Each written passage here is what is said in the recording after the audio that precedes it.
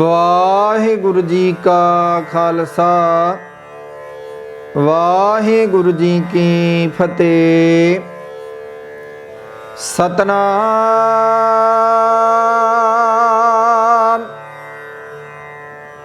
ਸ੍ਰੀ ਵਾਹਿਗੁਰੂ ਸਾਹਿਬ JIO.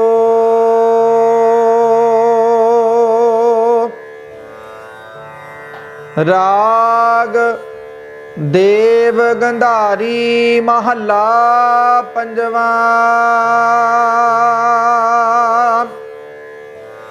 ਘਰ ਤੀਜਾ।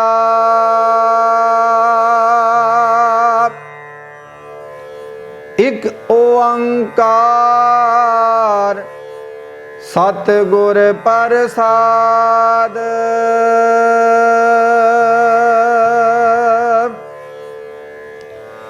ਮੀਤਾ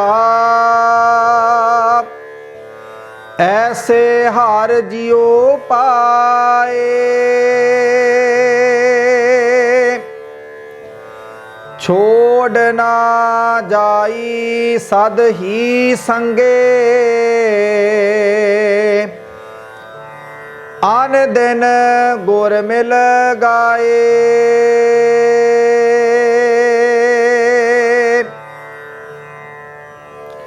ਮੀਤਾ ਐਸੇ ਹਰ ਜਿਉ ਪਾਏ, ਛੋੜ ਨਾ ਜਾਈ ਸਦ ਹੀ ਸੰਗੇ। ਆਨ ਦਿਨ ਗੁਰ ਮਿਲ ਗਾਏ, ਰਹਾਉ ਮਿਲਿਓ ਮਨੋਹਰ ਸਰਬ ਸੁਖਾ ਨਾਮ।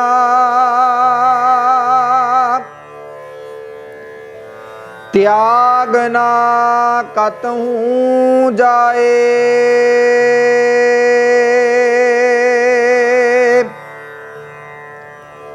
ਅਨਕ ਅਨਕ ਭਾਂਤ ਬਹੁ ਪੇਖੇ।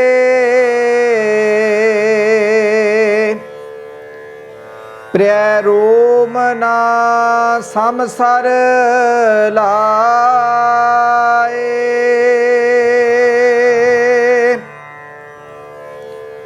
ਮੰਦਰ ਭਾਗ ਸੋਭ ਦੁਆਰੇ। ਅਨਹਤ ਰੁਣ ਝੁਣ ਲਾਏ,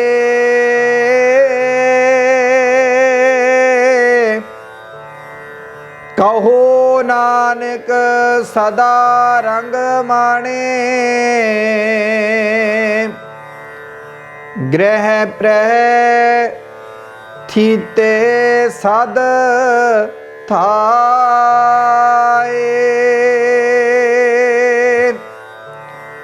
ਮੰਦਰ ਭਾਗ ਸੋਭ ਦੁਆਰੇ।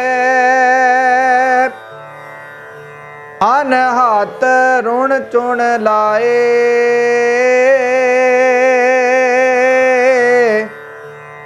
ਕਹੋ ਨਾਨਕ ਸਦਾ ਰੰਗ ਮਾਣੇ।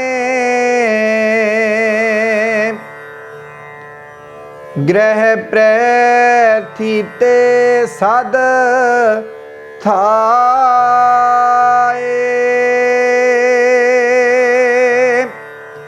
ਵਾਹਿਗੁਰੂ ਜੀ ਕਾ ਖਾਲਸਾ ਵਾਹਿਗੁਰੂ ਜੀ ਕੀ ਫਤਿਹ। ਪਰਮ ਸਤਿਕਾਰਯੋਗ ਗੁਰੂ ਕੀ ਸਾਜੀ ਨਿਵਾਜੀ ਸਾਧ ਸੰਗਤ ਜੀਓ, ਆਪ ਜੀ ਵੱਡੇ ਭਾਗਾਂ ਵਾਲੇ ਹੋ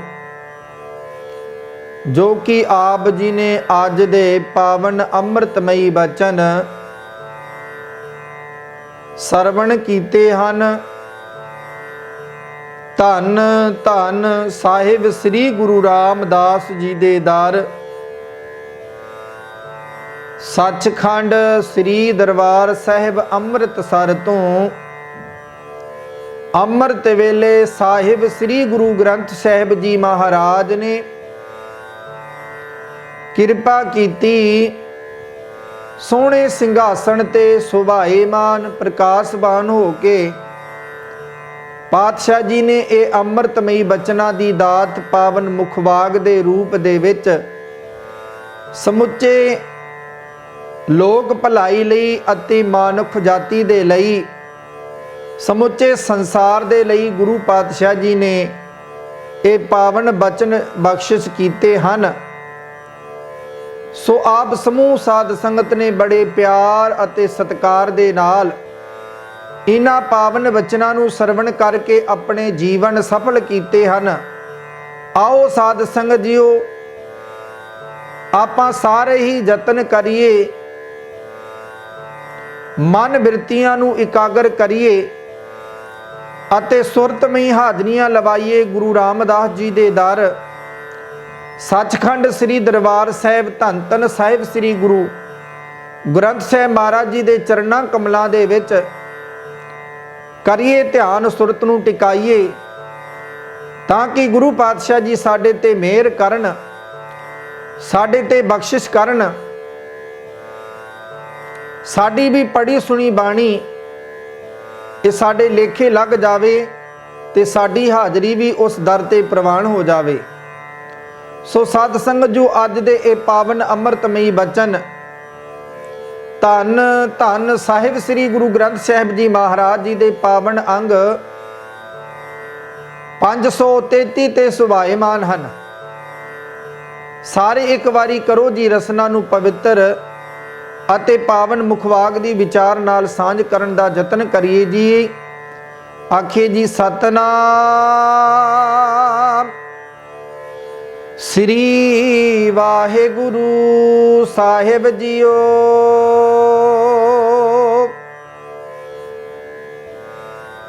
ਰਾਗ ਦੇਵ ਗੰਧਾਰੀ ਮਹਲਾ ਪੰਜਵਾ ਘਰ ਤੀਜਾ। ਸਾਧ ਸੰਗਤ ਜੀਓ,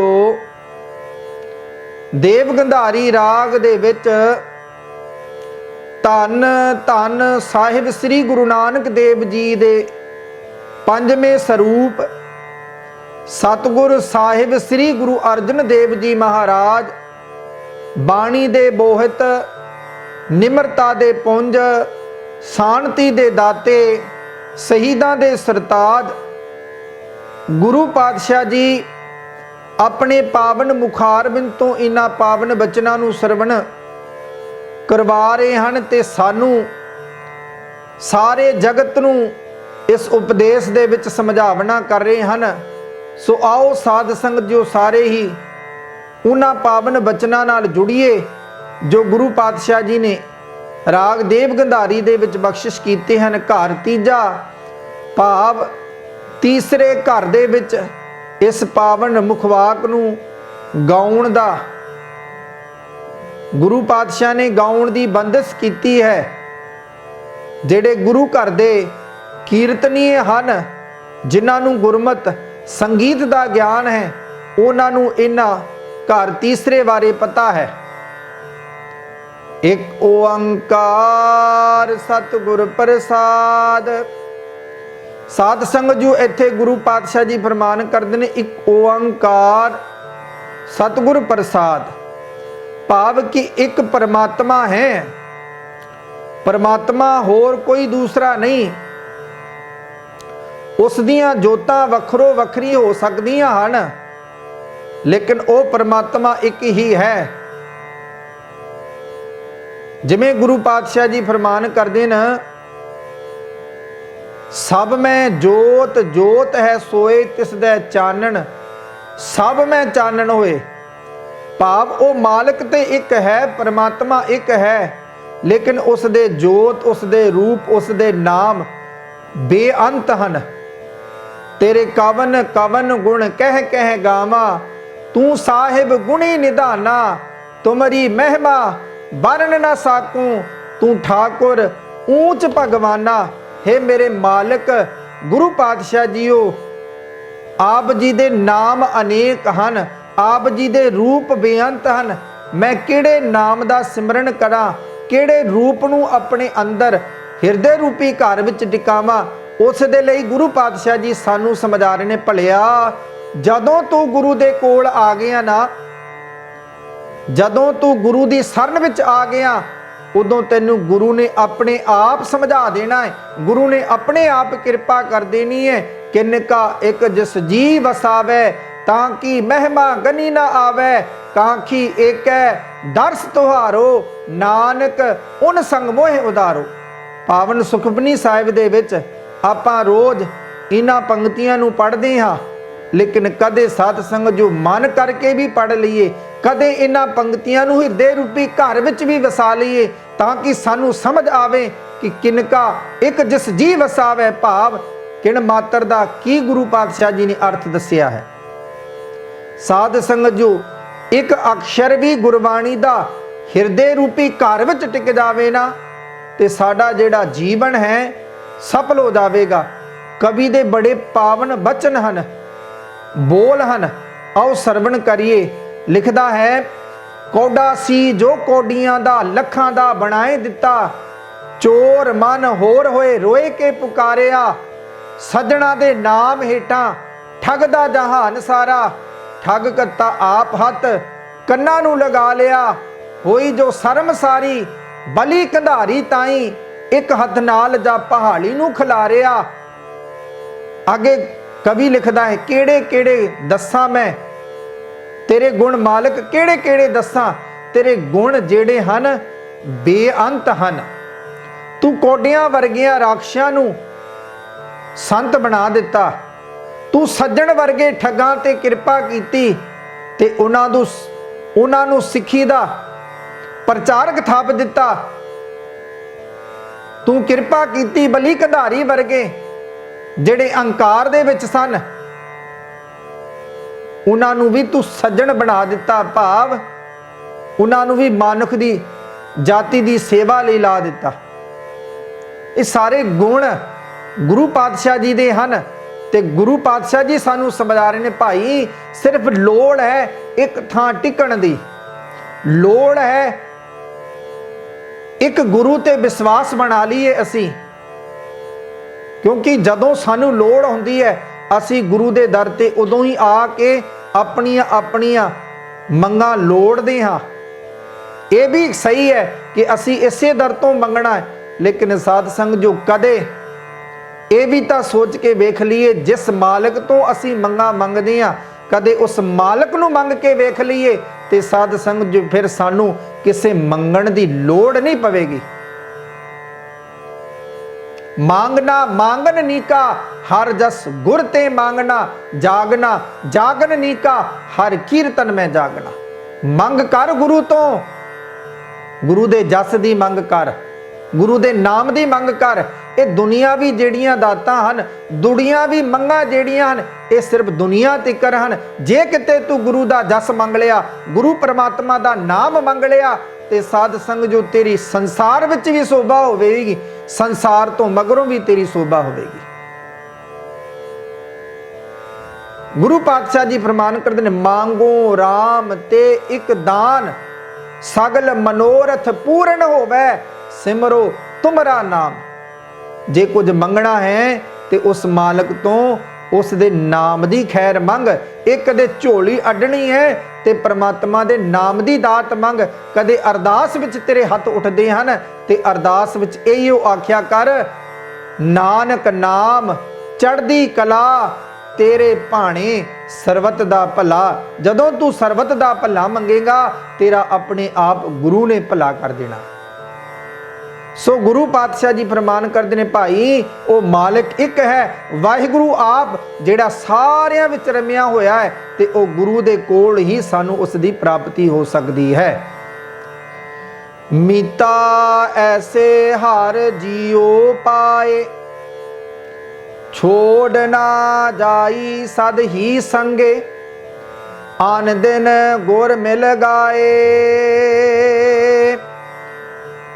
साध संगत जियो, ये पावन मुखवाक दियां बंद दियां तुकां हन ते शुरुआत दियां भी इहो तुकां हन। मीता ऐसे हर जियो पाए, छोड़ ना जाई सद ही संगे, आन दिन गुर मिल गाए। गुरु पातशाह जी फरमान करते हैं, हे भाई मैं अजे हे मित्र प्रभु जी नू लभ लए हन। भाव मैनू ओ परमात्मा मित्र मैं लभ लिया जो मैनू कदे भी छड़ के नहीं जाता, सदा मेरे नाल रहिंदा है। गुरु ने मेरे ते कृपा कर दी। गुरु नू मिल के मैं हर वेले उस दे गुण गांदा रहिंदा हां। किस दे? उस परमात्मा, उस वाहिगुरु, उस अकाल पुरख दे गुणां विच मैं हर समा लीन रहिंदा हां। सास सास सिमरो गोबिंद, मन अंतर की उतरै चिंद। आस अनित त्यागो तरंग, संत जना की धूर मन मंग।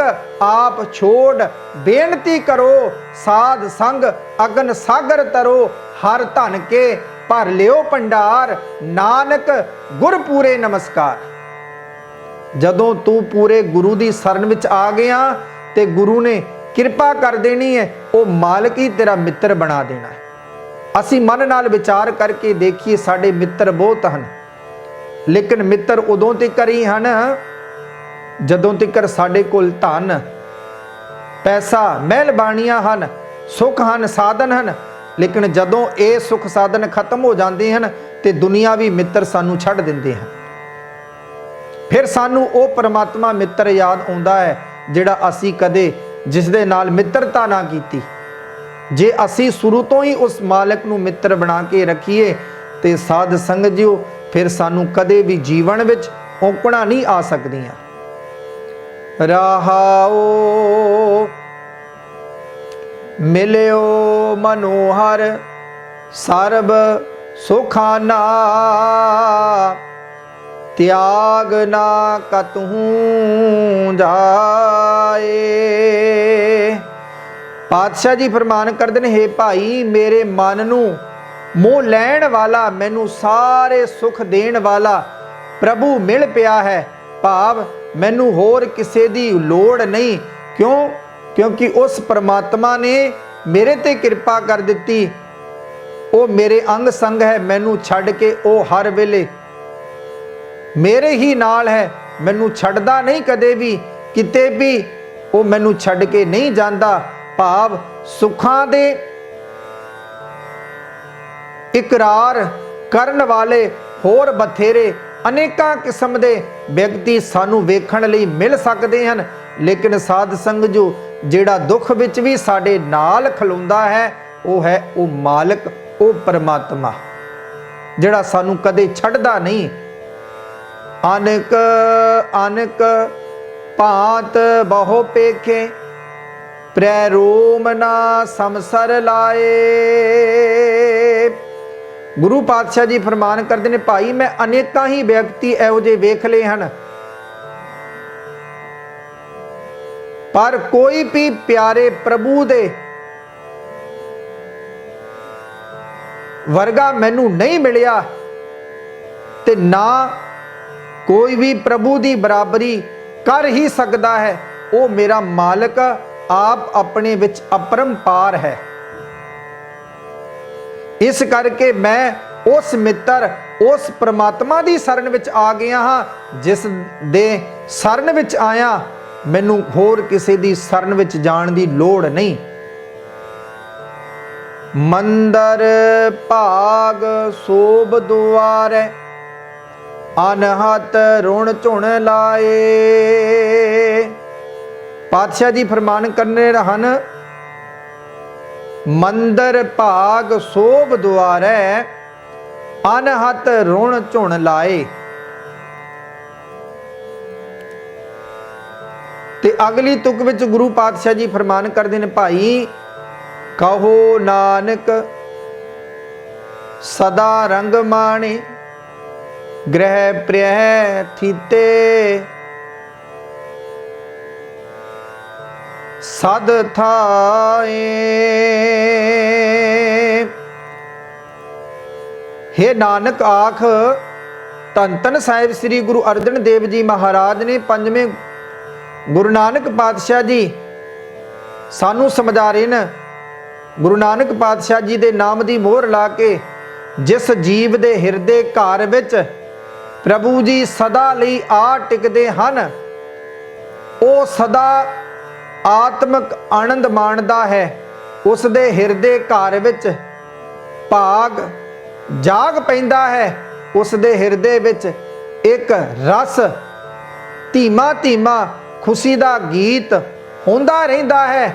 ਉਸ ਨੂੰ ਪ੍ਰਭੂ ਦੇ ਦਰ ਤੇ ਸੋਭਾ ਮਿਲਦੀ ਹੈ। ਉਹ ਸਦਾ ਹੀ ਇਸ ਜੀਵਨ ਵਿੱਚ ਪ੍ਰਭੂ ਦੇ ਦਰ ਤੋਂ, ਮਾਲਕ ਤੋਂ ਵਡਿਆਈਆਂ ਹੀ ਖੱਟਦਾ ਹੈ। ਸੰਸਾਰ ਵੀ ਉਸ ਨੂੰ ਵਡਿਆਈਆਂ ਦਿੰਦਾ ਹੈ ਤੇ ਪ੍ਰਭੂ ਦੇ ਦਰ ਤੇ ਵੀ ਉਸ ਨੂੰ ਸੋਭਾ ਪ੍ਰਾਪਤ ਹੁੰਦੀ ਹੈ। ਸੋ ਸਾਧ ਸੰਗਤ ਜੀਓ, ਆਓ ਆਪਾਂ ਸਾਰੇ ਹੀ ਲਾਸਟ ਪੰਕਤੀਆਂ ਦਾ ਇੱਕ ਵਾਰੀ ਫਿਰ ਜਾਪ ਕਰੀਏ।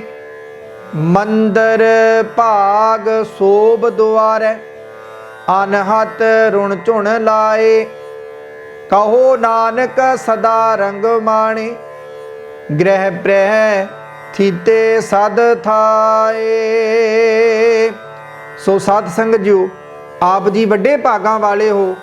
ਅੱਜ ਦੇ ਪਾਵਨ ਮੁਖਵਾਕ ਦੀ ਵਿਚਾਰ ਆਪ ਜੀ ਨੇ ਸਰਵਣ ਕੀਤੀ ਹੈ। ਜੇ ਕਿਸੇ ਕੋਈ ਮਾਈ ਭਾਈ ਦਾ ਚੰਗਾ ਸੁਝਾਅ ਹੋਵੇ ਜੋ ਦਾਸ ਨਾਲ ਆਪ ਜੀ ਸਾਂਝ ਕਰਨੀ ਚਾਹੁੰਦੇ ਹੋਵਣ, ਤੇ ਦਾਸ ਦਾ ਇਹ ਇੰਡੀਆ ਦਾ ਨੰਬਰ ਹੈ ਜੀ 8750 10 63 75। ਆਪ ਜੀ ਇਸ ਨੰਬਰ ਤੇ ਦਾਸ ਨਾਲ ਸੰਪਰਕ ਕਰ ਸਕਦੇ ਹੋ। ਸਾਧ ਸੰਗਤ ਜੋ ਆਪ ਸਮੂਹ ਸੰਗਤਾਂ ਦੇ ਦੇਸ਼ ਵਿਦੇਸ਼ਾਂ ਤੋਂ ਅਨੇਕਾਂ ਹੀ ਫੋਨ ਆਉਂਦੇ ਹਨ। ਸੋ ਬੇਨਤੀ ਹੈ, ਕਿਸੇ ਵੀ ਮਾਈ ਭਾਈ ਦਾ ਕੋਈ ਵੀ ਚੰਗਾ ਸੁਝਾਅ ਹੋਵੇ ਦਾਸ ਨਾਲ ਆਪ ਜੀ ਕਰ ਸਕਦੇ ਹੋ। ਸੋ ਕਰੀਏ ਜੀ ਰਸਨਾ ਨੂੰ ਪਵਿੱਤਰ, ਬੁਲਾਈਏ ਫਤਿਹ। ਸਾਧ ਸੰਗਤ ਜੋ ਵਿਚਾਰਾਂ ਕਰਦੀਆਂ ਬੇਅੰਤ ਭੁੱਲਾਂ ਗਲਤੀਆਂ ਹੋ ਗਈਆਂ ਹੋਣਗੀਆਂ, ਗੁਰੂ ਅਤੇ ਗੁਰੂ ਦੀ ਸੰਗਤ ਬਖਸ਼ਣ ਯੋਗ ਹੈ। ਵਾਹਿਗੁਰੂ ਜੀ ਕਾ ਖਾਲਸਾ, ਵਾਹਿਗੁਰੂ ਜੀ ਕੀ ਫਤਿਹ।